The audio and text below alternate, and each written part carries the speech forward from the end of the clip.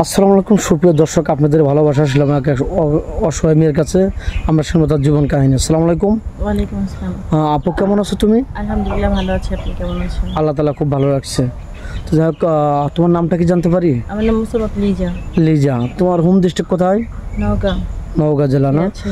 তোমার ফ্যামিলি থেকে কে আছেন? আমার ফ্যামিলিতে মা, ছোট দুইটা বোন আছে। মা, ছোট দুই বোন। তোমার আব্বু? আমার আব্বু নাই, মারা গেছে। মারা গেছে।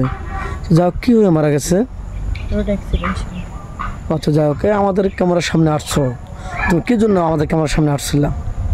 আসছি সত্যি কথা বলতে, আমাদের নওগাঁ জেলায় আমাদের যৌতুকের চাহিদা বেশি। যেহেতু আমি একটা মেয়ে মানুষ, আমার প্রাপ্ত বয়স হয়েছে বিয়ের জন্য। তো আমার ফ্যামিলি বলতে হচ্ছে আমার মা, বোন।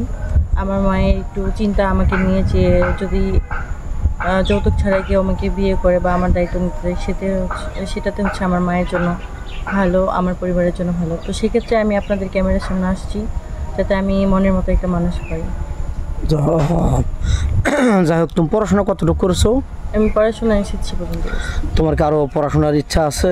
জি, ইচ্ছে আছে বলতে কি, হ্যাঁ এখন আছে, ছিল বরাবরই, কিন্তু আর্থিক সমস্যার কারণে সেটা আর হয়ে ওঠেনি।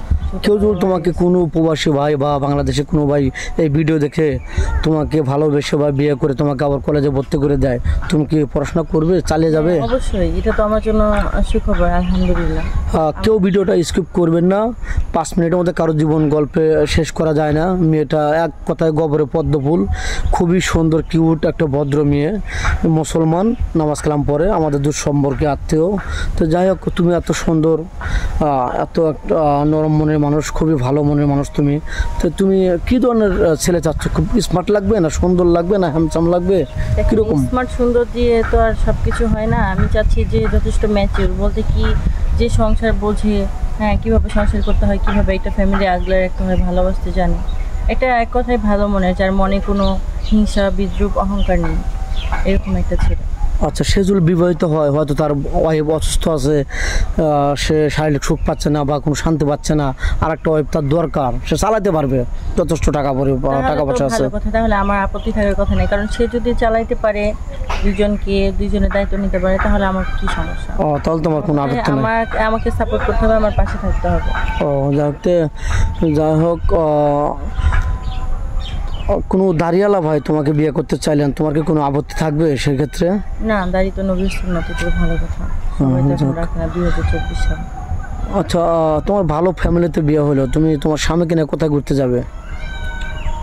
দেখেন, সেভাবে তো কোথাও ঘোরা হয়নি, তবে সে যেখানে নিয়ে যাবে সেখানেই যাব। যাক, স্ক্রিপ্টটা বাড়াতে চাচ্ছি না। মেয়েটা খুবই ভালো, আমার দূর সম্পর্ক আত্মীয় হয়, আমি ছোটোবেলা থেকে মেয়েটাকে চিনি, আশা করি ঠকবেন না। যাই হোক, মেয়েটা খুবই ইচ্ছা ছিল পড়াশোনা করে কিছু একটা করবে, কিন্তু তার হয়ে উঠতে পারেনি, তার টাকা পয়সা নেই বলে। তো যাই হোক, তোমার নাম্বারটা স্ক্রিনে দিয়ে দাও, যেহেতু দেশ প্রবাস থেকে মানুষ দেখছে ভিডিওটা। বলতে আমার তো ফোন নাই। মেয়েটার ফোন নেই, আমাদের নাম্বার দেওয়া থাকবে, কেউ ভিডিও কল দেবেন না, মানে ইউটিউব চ্যানেল কর্তৃপক্ষের নাম্বার দেওয়া থাকবে, কেউ ভিডিও কল দেবেন না, অডিও কল দেবেন। ভিডিও কল দিলে ব্লক করতে বাধ্য হব। ভালো থাকবেন, সুস্থ থাকবেন, এই বলে শেষ করে দিচ্ছি। আল্লাহ হাফেজ।